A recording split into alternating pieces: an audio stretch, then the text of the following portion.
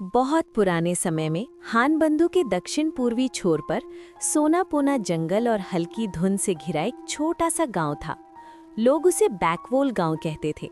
रात होते ही चांद हमेशा बड़ा और चमकीला उगाता और पूरे गांव को सफेद चावल की तरह चुपचाप रोशन कर देता। गांव में दाओ नाम की एक छोटी लड़की रहती थी। दाओ का दिल बहुत साफ था, लेकिन वो बहुत डरपोक थी। सूरज ढलते ही वो दरवाजा अच्छे से बंद कर लेती, क्योंकि पहाड़ में पूर्णिमा की हर रात बाघ उतर आता है। ऐसा एक पुराना किस्सा था। उसी साल चूसोक की रात को चांद बहुत गोल और उज्जवल था। दाओ की माँ बीमार पड़ गई। दवा चावल बनाने को चावल तक नहीं बचा। दाओ ने बहुत सोचा, फिर छोटी टोकरी उठाई और चांदनी वाली पहाड़ी राह पर चल पड़ी। तभी जंगल से गहरी भारी सांसों की आवाज आई। एक विशाल बाघ सामने आ गया। उसकी आंखें मध्यम लालटेन की तरह चमक रही थीं। पूंछ धीरे धीरे जमीन को सहला रही थी। दाओ डर से बैठ गई, लेकिन फिर कुछ अजीब देखा। बाघ रो रहा था। बाघ ने धीमी आवाज में कहा, डरो मत बच्ची, मैं 300 साल से किसी इंसान को नहीं सताया। वो बाघ असल में बैकवोल पहाड़ के संरक्षक देवता का सेवक था, लेकिन एक शिकारी पर दया करके उसे छोड़ दिया। इस सजा में उसकी पहचान छिन गई और अब सिर्फ पूर्णिमा की रातों में दिखाई देता। और आज उसकी आखिरी रात थी। अगर अच्छा काम ना कर पाया तो हमेशा के लिए गायब हो जाएगा।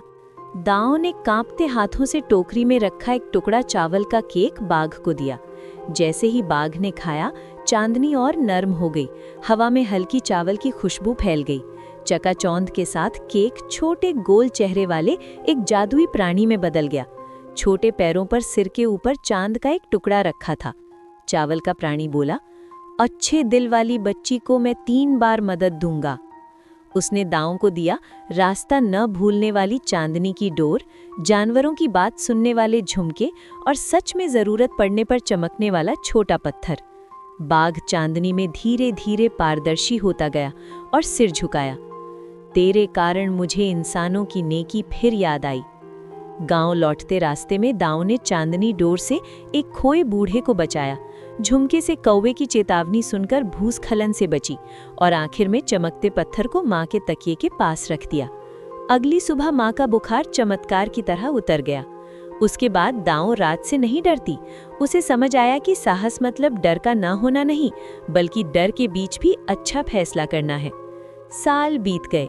बैकवोल गांव वाले कहते थे कि सबसे चमकीली पूर्णिमा की रात को जंगल कहीं ना कहीं पारदर्शी बाघ और मोटा चावल प्राणी दिखते हैं और खोए हुए लोगों की रखवाली करते हैं। और दाओ बड़ी होकर बच्चों को कहानी सुनाती। चांद हर अंधेरे को नहीं मिटा पाता, लेकिन अच्छा दिल हमेशा रास्ता दिखाता है।